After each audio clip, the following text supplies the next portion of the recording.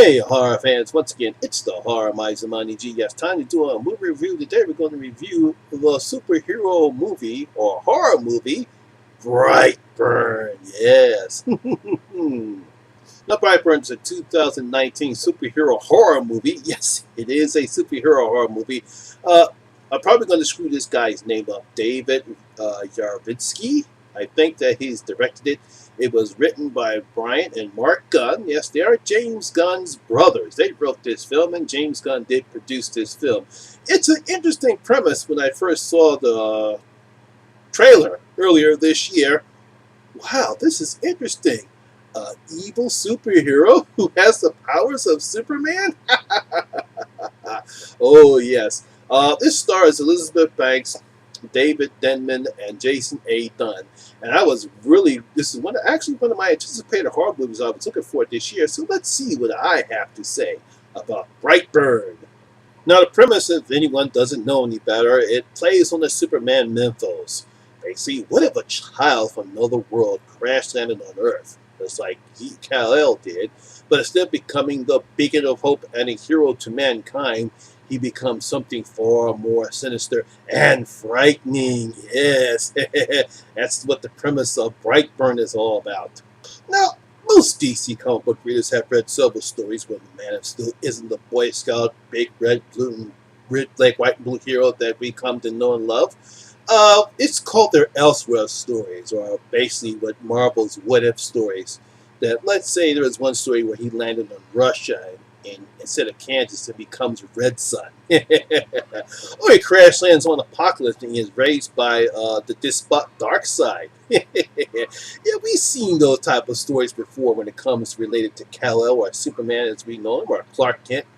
However, what if a child that had all the powers of Superman is raised by good parents just like the Kents were, but he turned out to be evil?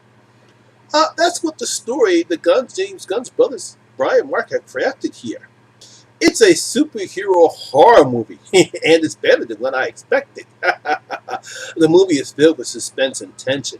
Excellent acting from Elizabeth Banks and Jason A. Dunn as Brandon. And some good practical effects, nice tension building scenes, and we have our first evil superhero, Avengers Beware. I would look out for more than Brightburn than I would for Thanos with this kid. Now, we're introduced to the Brayers, Kyle and Tori. We've seen them in the beginning that they're a happily married young couple, and they're having a hard time trying to conceive a child when a miracle happens. And then we see pictures and videos of Brandon Mayer, the adopted son that Kyle and Tori now have. We get a 12-year jump, and Brandon, he's in puberty, and you think, when you go through puberty, your body starts to go through certain changes, and you get certain feelings. But with Brandon, he begins to act strange. First of all, he writes this weird BB symbol all over the place. He also begins to display superhuman strength and a degree of invulnerability. You've seen it in the trailers. He also shows signs of how can I put this? Shows signs of antisocial behavior or psychopathy, as when bad events occurring to a town, he has no emotion whatsoever.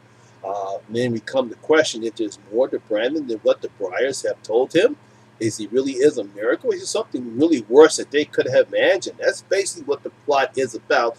And we see Brandon go through what he tries to find out what he is. Is he evil? Is he something special? Is he the miracle that Tori says that he is? Or is he something far, far worse?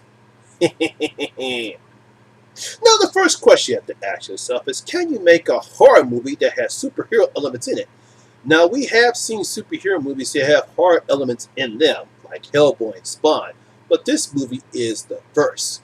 Now, while it does borrow heavily on the Superman mythos, this is a horror movie first. Directed very well by David Yavinsky, I hope I pronounced that right. He uses tension and suspense very well in the scene. I mean, it's great how he sets the scenes up, especially when the scenes where Brandon attacks are very well done, and he doesn't rely on jump scares. When Brandon attacks, his attacks are brutal and bloody, which I'll talk about later. You simply do not want to get on this kid's bad side. Now, David uses some type of foreshadowing in the background when we see Brandon in his outfit in the background and and the person standing right there, which I thought was very effective. And he plays on that. You can see him there, and then he's not there. But it's basically that blank look that Brandon has, which is creepy enough to know that there's something wrong with this kid. And it's not just about his powers. The kid is just, there's something wrong with him. This seems to be the year for creepy ass kids in horror this year, and Brandon is right up there with them. Now, this is where the acting comes into play, and as I stated earlier, Jackson A. Dunn does an excellent job here as Brandon.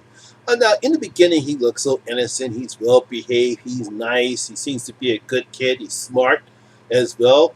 There's a scene where he answers some questions just like the top of his hat. But as the film progresses, we can see his downfall into evil. Now, I'm not saying that he was born evil. It's just that wherever he comes from, he doesn't show any emotions when bad stuff happens to people. And he talks back to Tori and Kyle. There's a scene where they confront him with something, and he just simply looks like with that blank-ass stare, and then he talks back to him. I mean, you got to give Jackson Dunn credit in how he shows his emotions in this particular film, especially when he dialogues with the other people in the film, and especially with Tori and Kyle. Also, Elizabeth Banks is great as well as Tori. She and Jackson are great together as she portrays Tori as a mother who believed she was given a miracle because she desperately wanted to have a child. Both her and Kyle wanted to have a child.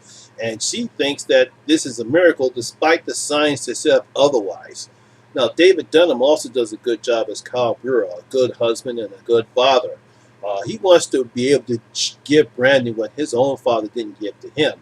But when all of a sudden, when he starts to see the signs that something's wrong with this kid, he has a scared and worried look, what a father should be.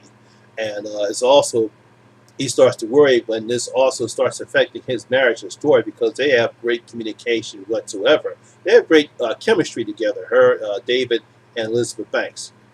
And begins to worry when the first sign of trouble shows the strains of the marriage when Brandon is affecting his marriage with Tori. It's all nicely put together between these three actors. The film doesn't hold back on the violence either, and it deserves its R rating. As stated earlier, when Brandon attacks, they're brutal and bloody. There are some excellent practical effects for Brandon's victims, but then again, it's how they're set up. They rely more on practical effects, and they don't rely on special effects. And they show how much damage a person can do if they had the powers of Superman, and can be used for evil, because Brandon, when he attacks, he literally just attacks. He shows no mercy. He has no sense. He has no empathy. He's a total psychopath, if you want to put it this way. A psychopath that has the powers of Superman. Oh, no, I was, like I said before, I expected, this film gave me more than I expected. We have great acting from Jackson A. Dunn, Elizabeth Banks. We have some good practical effects. Some great direction, some great suspense, some great terror. This is a very excellent film, and I really enjoyed this film whatsoever. So, the Horror Miser is going to open up his vault, and I'm going to give Brightburn 4 out of my 5 gold coins. Yes, I'm going to give Brightburn 4 out of my 5 gold coins. Yes, I really and truly enjoyed this horror film. It might actually be my top film so far this year. I don't know, but it's that good for me. So, horror fans, what do you think about Brightburn? Did you enjoy this film? Did you like the acting? Did you like the suspense? Did you like the brutality of Brandon? Or did you feel as though this was a huge miss? Leave your comments down in the comment section below and tell me what you thought about Brightburn. So, alright fans, that's my video for today. I hope you enjoyed it, and if you did, please give it a thumbs up, because the channel does help the channel out a lot. And once again, if this is your first time here, please hit that subscribe button, ring that notification bell. That way you can come and enjoy the horror experience with me, the Horror Miser Monty G. And as always, all my social media links will be down in the description box below as well. Once again, my name is Lamont Smith, better known as the Horror Miser Monty G. And always remember, rules. Ha ha ha. Candyman, take us home. We're out. Be my victim.